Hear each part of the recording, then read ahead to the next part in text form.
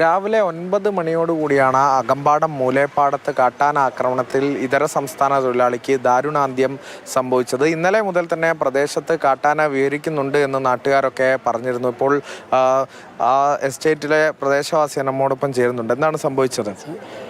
ഇയാൾ ടാപ്പ് ചെയ്ത് കഴിഞ്ഞ് തീർന്നു പോരുമായിരുന്നു. ടാപ്പിങ് ചെയ്ത് പാൽ കൊടുത്ത് ഞാൻ രാവിലെ അടുത്ത് പോയി ചെന്നപ്പോൾ അയാൾ പണി ജോലി കഴിഞ്ഞിരിക്കുകയാണ്. എന്നിട്ട് മടങ്ങിയ റോഡിൽ വരുമ്പോൾ ആന റോഡിൽ വരുന്നുണ്ട്.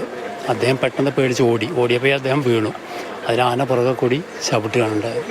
മറ്റു ആളുകളൊന്നും ഉണ്ടായിരുന്നില്ല. കുന്നേലോട്ട് ഓടി. അവിടെ വേറെ ആൾക്കാരുണ്ടായിരുന്നു. അവരൊക്കെ ഉയരുള്ള സ്ഥലത്തേക്ക് ഓടി. അവർ 13 ടാപ്പിങ്ങുകാരുണ്ട്. പ്രദേശത്ത് സ്ഥിരമായിട്ട് കാട്ടാന ശല്യം ഉണ്ടോ? ഞങ്ങൾ എസ്റ്റേറ്റിൽ ഫസ്റ്റിലാണ്. എസ്റ്റേറ്റിൽ ഇതുവരെ ആന ഉണ്ടായിട്ടില്ല. ആദ്യമായിട്ട് ഇങ്ങനെ സമയം രാവിലെ 9:30 മണിക്ക്. അതായത് ഈ മേഖലയിലൊക്കെ ഉണ്ടെങ്കിലും ഈ ഒരു എസ്റ്റേറ്റിലില്ല, വരലില്ല. അവിടെ ഈ റബ്ബർ ആയതുകൊണ്ട് തീറ്റയൊന്നുമില്ല. ഇന്നലെ ആനയെ കണ്ടപ്പോൾ തന്നെ വനവകുപ്പിനെ വിവരം അറിയിച്ചിരുന്നു.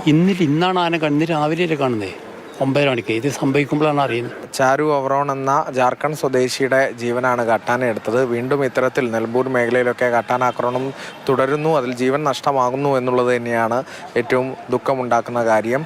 എങ്കിലും വീണ്ടും കാട്ടാനയെ തുരത്താനുള്ള ശ്രമങ്ങളൊക്കെ അവിടെ പുരോഗമിക്കുന്നുണ്ട് എന്നുകൂടിയാണ് പ്രദേശവാസികളൊക്കെ തന്നെ അറിയിക്കുന്നത്.